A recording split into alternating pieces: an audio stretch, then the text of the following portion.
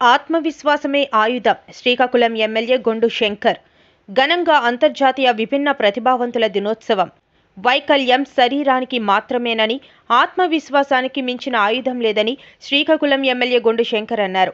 ప్రభుత్వం ఇచ్చిన పిలుపు మేరకు అంతర్జాతీయ విభిన్న ప్రతిభావంతుల హిజ్రా వయోవృద్ధుల సంక్షేమ శాఖ శ్రీకాకుళం ఆధ్వర్యంలో మంగళవారం అంతర్జాతీయ విభిన్న ప్రతిభావంతుల దినోత్సవం ఘనంగా నిర్వహించారు. విభిన్న ప్రతిభావంతులకు పోటీలు నిర్వహించి బహుమతులు, మెమెంటోలను అందజేశారు. ఈ సందర్భంగా ఎమ్మెల్యే శంకర్ మాట్లాడుతూ, విభిన్న ప్రతిభావంతులకు కావలసింది సానుభూతి కాదని, వారికి అవకాశాలు కల్పిస్తే ఉన్నతంగా ఎదుగుతారని చెప్పారు. తాము ఎందులోనూ తీసుకోని విధంగా విభిన్న ప్రతిభావంతులు రాణిస్తున్న తీరు అభినందనీయమని పేర్కొన్నారు. రాష్ట్ర ప్రభుత్వం అందజేస్తున్న సంక్షేమ పథకాలను అందుకొని అన్ని రంగాల్లో ముందుకు తీసుకెళ్తున్నారని అన్నారు. తల్లిదండ్రులు, ఉపాధ్యాయులు, స్నేహితులు శ్రమ అనుకోకుండా విభిన్న ప్రతిభావంతుల పట్ల వాత్సల్యం, శ్రద్ధ చూపిస్తే వాళ్ళు గొప్పవాళ్లుగా ఎదిగేందుకు అవకాశం ఉంటుందన్నారు. ఎందరో ప్రపంచ స్థాయి మేధావులు కూడా విభిన్న ప్రతిభావంతులుగా జన్మించిన విషయాన్ని గుర్తు చేశారు. సీఎం చంద్రబాబు నాయుడు అధికారంలోకి వచ్చిన తరువాత విభిన్న ప్రతిభావంతులకు 3,000 రూపాయలుగా ఉన్న పెన్షన్ను 6,000 రూపాయలకు పెంచారని వివరించారు.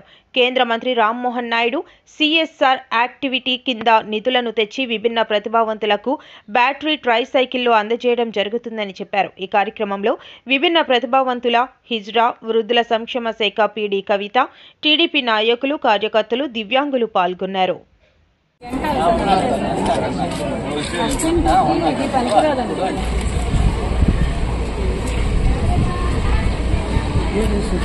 అందరికీ నమస్కారం. అంతర్జాతీయ విభిన్న ప్రతిభావంతుల దినోత్సవం సందర్భంగా రాష్ట్ర వ్యాప్తంగా ఉన్నటువంటి దివ్యాంగులందరికీ కూడా నా హృదయపూర్వక శుభాకాంక్షలు తెలియజేసుకుంటూ, రాష్ట్ర ప్రభుత్వం పెద్ద ఎత్తున ఈ ఉత్సవాలను ఈరోజు జరపమని డైరెక్షన్ ఇవ్వడంతో ఈరోజు శ్రీకాకుళం జిల్లాలో, శ్రీకాకుళం నియోజకవర్గం, శ్రీకాకుళం పట్టణంలో ఈ కార్యక్రమం చేపట్టడం జరిగింది. దీంట్లో భాగంగా ఇక్కడ దివ్యాంగులందరికీ స్పోర్ట్స్ కండక్ట్ చేసి వారికి